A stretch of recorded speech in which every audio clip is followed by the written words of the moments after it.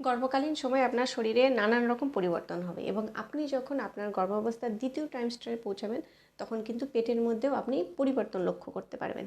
Hello, আমি Olivia suggestion আপনাদের সবাইকে ওয়েলকাম এবং অনেক অনেক ভালোবাসা। তো আজকে আমি আবার নতুন একটি ইনফরমেটিভ ভিডিও নিয়ে আপনাদের সবার সামনে চলে এসেছি। তো আজকে ভিডিওর টপিক হলো যে গর্ভাবস্থায় পেটের আকার কবে থেকে বাড়তে শুরু করে, আর গর্ভাবস্থায় পেটের আকার ছোট নাকি বড় এটা নিয়ে বাচ্চার ওপর কতটা এফেক্ট পড়বে, আর গর্ভাবস্থায় পেটের আকার ছোট কিংবা বড় কী কারণে দেখা যায়। আর এর সাথে এটাও আলোচনা করব যে গর্ভাবস্থায় পেটের আকার ছোট কিংবা বড়োর সাথে ছেলে সন্তান কিংবা মেয়ে সন্তান হওয়ার যেটা আর কি লোকমুখের কথা, সে কথাটা কতটা যুক্তিসম্পন্ন। তো ভিডিওটা পুরোটা দেখুন, ভিডিওটা পুরো ডিটেলসে আলোচনা করবো আজকে। তার আগে আপনি যদি আমার চ্যানেলে নতুন হন তাহলে পুরো ভিডিওটা দেখার অনুরোধ রইল। দেখে যদি আপনার ইনফরমেটিভ মনে হয় তাহলে অবশ্যই চ্যানেলটিকে সাবস্ক্রাইব করে দেবেন। এবার আসা যাক মূল ভিডিওতে। প্রথমে আলোচনা করি যে গর্ভাবস্থায় পেটের আকার কবে থেকে বোঝা যায়। দেখুন, আপনার যদি এটা প্রথম প্রেগনেন্সি হয় তাহলে সেক্ষেত্রে 5 থেকে 6 মাসের মধ্যে আপনি দেখতে পাবেন। আর আপনার যদি এটা সেকেন্ড টাইম প্রেগনেন্সি হয় কিংবা তার বেশি হয় তাহলে সেক্ষেত্রে আপনি 4 মাস থেকেই পেটের আকারটা বুঝতে পারবেন। এবার বলি যে গর্ভাবস্থায় পেটের আকার ছোট নাকি বড় এটা বাচ্চার উপর কতটা এফেক্ট পড়বে, মানে গর্ভাবস্থাটা জুড়ে আর কি পেটের আকারটা গুরুত্বপূর্ণ নাকি গুরুত্বপূর্ণ নয়। তো সেটা নিয়ে এবার আলোচনা করি। দেখুন, আপনি যখন গর্ভবতী হবেন আপনার বন্ধু বান্ধব আত্মীয় স্বজনের কাছ থেকে কিন্তু আপনি এই পেটের আকার নিয়ে কিন্তু অনেকের অনেক মতামত কিন্তু প্রকাশ করবে, স্বাভাবিক, এটা করারই কথা।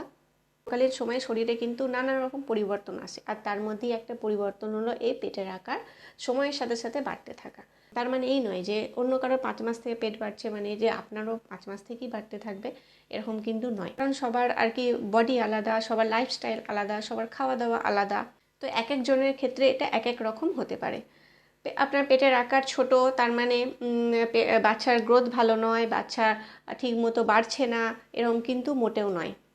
দেখুন, আপনি যখন ডাক্তারের কাছে যাবেন আল্ট্রাসাউন্ড করাতে তখন ডাক্তার কিন্তু আল্ট্রাসাউন্ড দেখে সবই বলে দিতে পারবে যে বাচ্চার আকার কেমন, বাচ্চার গ্রোথ কেমন।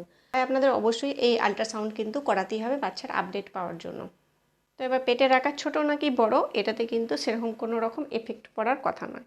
কিন্তু ডাক্তার যদি বলে যে পেটের আকার খুবই ছোট, বাচ্চার গ্রোথও ঠিকঠাক বাড়ছে না, বাচ্চার ওজনও কম, তো সেক্ষেত্রে আপনাকে একটু তো সেক্ষেত্রে এটা একটু ভাবার বিষয়।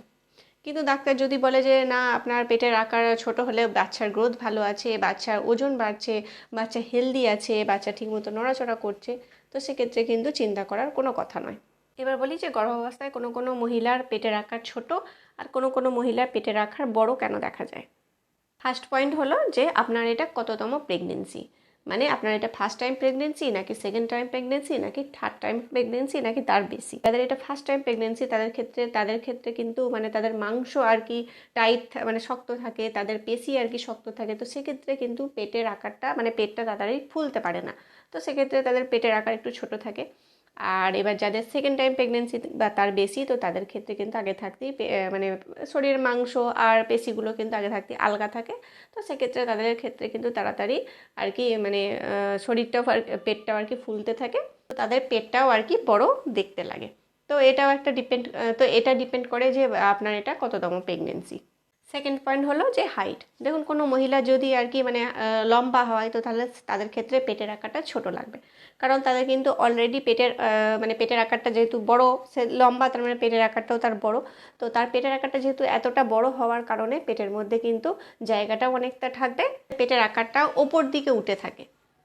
তো সেক্ষেত্রে সবাই দেখে ভাববে যে পেটের আকার খুবই ছোট, কিন্তু এরকম কোনো নয়, কারণ তাদের পেটে অলরেডি অনেক জায়গা থাকে আর পেটও ওপর দিকে উঠে থাকে। যাদের হাইট আর কি কম তাদের কিন্তু অলরেডি পেটে জায়গা কম থাকে, তাই তাদের যখনই আর কি প্রেগনেন্সি শুরু হয় তখন তারা কিছু মানে 4 মাস থেকেই আর কি তাদের পেট আগের দিকে আর কি চলে আসে, তো সেক্ষেত্রে পেটটাও তাদের আর কি ফুলতে শুরু করে আর পেটের আকারও বড় লাগে। তো এটা হাইটের ওপরেও ডিপেন্ড করে যে পেটের আকার ছোট নাকি বড়। 4 নম্বর পয়েন্ট হলো যে অ্যামিউনিটি ফ্লুইড। মানে আপনারা সবাই হয়তো জানেন যে মানে আমাদের আর কি বাচ্চা আর কি যে জলের থলির মধ্যে আর কি একটা থাকে, তো যেটাকে আর কি অ্যামিউনিটিক ফ্লুইড বলা হয়। তো এই কারো কারো ক্ষেত্রে অ্যামিউনিটিক ফ্লুইডে মানে আর কি জলের পরিমাণটা আর কি কারো কারো ক্ষেত্রে বেশি থাকে, কারো কারো ক্ষেত্রে কম থাকে, আর কারো কারো ক্ষেত্রে নর্মাল থাকে। তো যাদের আর কি নর্মাল থাকে তো তাদের নর্মালি পেট দেখা যাবে, তো যাদের কম থাকে তাদের ক্ষেত্রে পেটের আকারও কম লাগে, আর যাদের বেশি থাকে তো তাদের ক্ষেত্রে পেটের আকার একটু বড় লাগে। তো এর জন্য আল্ট্রাসাউন্ড করে একবার দেখে নিতে হবে যে আপনার মানে আর কি অ্যামনিওটিক ফ্লুইডে জলের পরিমাণ বেশি আছে, কম আছে নাকি নর্মাল। যদি নর্মাল থাকে তো তাহলে নর্মালি কোনো ব্যাপার নয়, আর যদি বেশি থাকে সেক্ষেত্রেও কিন্তু খারাপ, আর যদি কম থাকে সেক্ষেত্রেও কিন্তু খারাপ। তো গর্ভাবস্থায় পেটের আকার ছোট নাকি বড় এটাও ডিপেন্ড করে অ্যামনিওটিক ফ্লুইডের ওপর। নেক্সট পয়েন্ট হলো যে বাচ্চার পজিশন। দেখুন গর্ভাবস্থার শেষ 3 মাসের দিকে বাচ্চা কিন্তু বারবার পজিশন চেঞ্জ করতে থাকে। তো কখনো কখনো ক্ষেত্রে বাচ্চা তো আবার পেলভিকের ভেতরে পর্যন্ত চলে যায়, সেক্ষেত্রে পেট নিচের দিকে আর কি ফুলে যায় আর উপরের দিকে চ্যাপটা হয়ে যায় আর খালি খালি দেখতে লাগে। তো এই বাচ্চা পেটের মধ্যে বারবার ঘোরে, তো এটাও কিন্তু পেটের আকার পরিবর্তন হতে পারে। তো এই বারবার ঘোরার ফলে পেটের আকার কখনো কখনো কিন্তু লম্বা দেখা যায়, কখনো কখনো আবার খুব ছোট লাগবে, আবার কখনো কখনো খুব বড়ও লাগবে। নেক্সট পয়েন্ট হলো যে মানে আর কি কেউ যদি অতিরিক্ত মোটা হয়। দেখুন স্বাভাবিক, সে যদি আগে থাকতে মোটা হয় তাহলে তার পেটের আকারও কিন্তু আগে থাকতে মোটাই থাকবে। তো এর সাথে এবার বাচ্চার বড় হবে, বাচ্চার গ্রোথ বাড়বে, বাচ্চার ওজন বাড়বে, তো সেক্ষেত্রে পেটের আকারটাও কিন্তু আস্তে আস্তে বাড়তে থাকবে। তো সেক্ষেত্রে তাদের পেটও কিন্তু আর কি আকারে দেখতে বড় লাগবে। তো এবার যাদের এবার যারা আর কি রোগা আছে তাদের কিন্তু অলরেডি তাদের পেট কিন্তু নর্মালি ফ্ল্যাট থাকে পুরোপুরি, তো তাদের পেটের আকারটা কিন্তু কমই থাকবে। কারণ 5 মাসে বাচ্চা একবারে পুরোপুরি একদম ছোট একটা জিনিসের মতো হয়, বাড়বে সময়ের সাথে সাথে, তবে তাদের পেটটা কিন্তু বোঝা যাবে। তার আগে তাদের যারা আর কি রোগা তাদের কিন্তু পেটের আকার বোঝা যাবে না। তো এটা একটা ডিপেন্ড করে যে আপনি রোগা নাকি মোটা। নেক্সট পয়েন্ট হলো যে বাচ্চার ওজন। বাচ্চার ওজন যদি বেশি থাকে তো সেক্ষেত্রে পেটের আকার কিন্তু বড় দেখাবে, আর বাচ্চার ওজন যদি আর কি মানে কম থাকে বা নর্মাল থাকে তাহলে সেক্ষেত্রে পেটের আকারও নর্মাল দেখাবে কিংবা কম দেখাবে। তো এটাও ডিপেন্ড করে যে বাচ্চার ওজন আর কি মানে বাচ্চার গ্রোথ কেমন, বাচ্চার ওজন কেমন, এটাও কিন্তু ওই পেটের আকার পেটের আকার ছোট নাকি বড় এটার উপরেও কিন্তু ডিপেন্ড করে। এছাড়া আর একটা পয়েন্ট হলো খাওয়া দাওয়া। যদি গর্ভাবস্থায় কেউ যদি কম খায় বা গর্ভাবস্থার জন্য আর কি মানে ভমিটিংয়ের জন্য যদি কেউ খেতে না পারে তো সেক্ষেত্রে বাচ্চার ওজনও কিন্তু বাড়বে না, বাচ্চার গ্রোথও হবে না। তো সেক্ষেত্রে পেটের আকার একটু ছোটোই লাগবে। আর যারা গর্ভাবস্থায় আর কি ভালো মন্দ আর কি মানে ভালো রকম হেলদি খাবার খাবে তাদের বাচ্চার গ্রোথও ভালো হবে, বাচ্চার ওজনও বাড়বে, তো সেক্ষেত্রেও কিন্তু পেটের আকারটাও বাড়বে। এর সাথে আর একটা কথা বলে দিই যে অনেকে আছে যারা আনহেলদি জিনিস খায়, মানে অয়েলি খুব প্রচণ্ড পরিমাণে অয়েলি খাবার খাচ্ছে, ফ্যাট জাতীয় জিনিস খাচ্ছে, তো নর্মালি সেসব ফ্যাট আর কি পেটের মধ্যেই জমবে না, তো এর থেকেও পেটের আকার আর কি বড় লাগবে। তো চেষ্টা করবেন সবসময় হেলদি খাবারগুলো খাওয়ার, এতে বাচ্চার গ্রোথও ভালো হবে, বাচ্চাও সুস্থ থাকবে আর আপনিও সুস্থ থাকবেন। আর একটা পয়েন্ট হলো কারোর যদি আর কি যমজ বাচ্চা থাকে, তো স্বাভাবিক তাদের যদি যমজ বাচ্চা থাকে তাহলে সেক্ষেত্রে তাদের পেটের আকার বড় লাগবে, আর যাদের যদি একটা সিঙ্গেল যদি বাচ্চা থাকে তো তাদের ক্ষেত্রে পেটের আকার কিন্তু ছোট লাগবে।